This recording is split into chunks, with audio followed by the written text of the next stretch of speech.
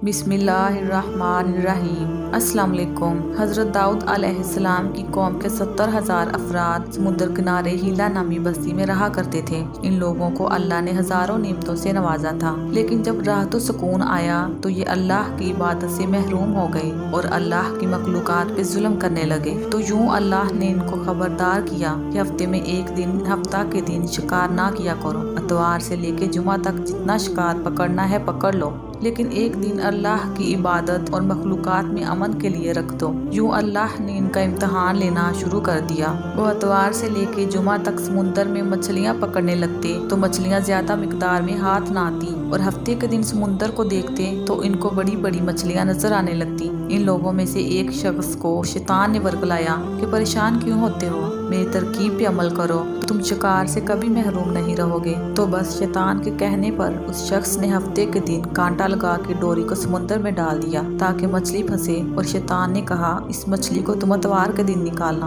और यूं हफ्ते की हुर्मत भी बाकी रहेगी और तुम्हारा शिकार भी हो जाएगा। बस शैतान की बताई हुई तरकीब भी हफ्ते के दिन मछली फंसी रही और वो इतवार के दिन निकालता और खुशी से खाता। जब आसपास के लोगों ने पूछा तो उनको भी ये तरकीब बताने लगा, और यूं इस कौम के कुछ लोग हफ्ते के दिन मछली पकड़ने के लिए जाल फेंकते और इतवार के दिन निकालते, और कुछ ने तो इस समुंदर में से नालियां बना के छोटी छोटी तालाब बना दिए, खड्डे बना दिए, ताकि हफ्ते के दिन जैसे ही मछलियां यहाँ से गुजरें तो इन तालाब में फंस जाएं और हम इतवार को इन मछलियों को निकाल के पका के खाएंगे। इस गांव में कुछ अल्लाह के नेक बंदे भी मौजूद थे जो कहने लगे, ऐ लोगो, अल्लाह ने हफ्ते के दिन शिकार करने से मना किया है। ये जो तुम जाल फेंकते हो या छोटे छोटे तालाब बनाते हो, इनमें हफ्ते के दिन अगर मछली फंसती है तो ये शिकार हफ्ते के दिन का होगा। अल्लाह के अजाब से डरो, अल्लाह की नाफरमानी ना करो। वो लोग इन लोगों का मजाक उड़ाने लगे कि हमारी जो मर्जी होगी हम वो करेंगे। अब इन बस्ती में 3 गिरोह बन गए। एक उन 70,000 में वो लोग थे जो नाफरमान लोगों की बार बार इस्लाह करते, दूसरे वो जो लोगों से नफरत करते और खामोशी इख्तियार किए हुए थे, और तीसरे वो जो गुमराह हो गए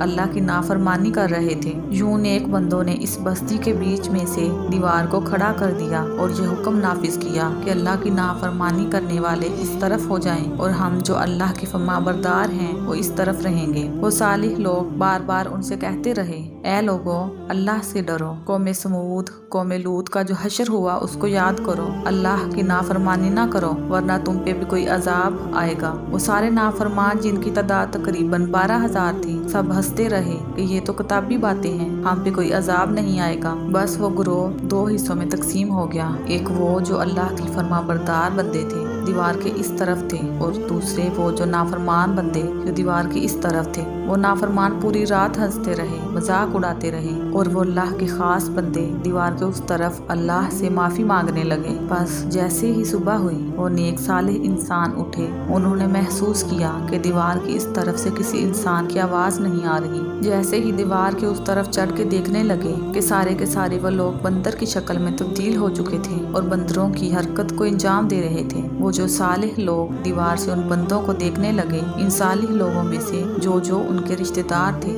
उन्होंने इन बंदों के कपड़ों से अपने अपने रिश्तेदारों को पहचाना और चीख के रोने लगे, अल्लाह से माफी मांगने लगे। लेकिन अल्लाह का अजाब जब आता है तो वो होके रहता है। वो 12,000 लोग जो बंदर बन चुके थे कुछ भी खा पी नहीं सक रहे थे, और यूं 3 दिन बाद वो इस अजाब में आकर फिनार हो गए। बेशक अल्लाह इन बंदों को पसंद नहीं करता जो अल्लाह की नाफरमानी करते हैं। ऐ अल्लाह, सबको अपना फरमाबरदार बना, हम सबको वैसा बना जैसा तू हमें देखना चाहता है। आमीन सुम्मा आमीन।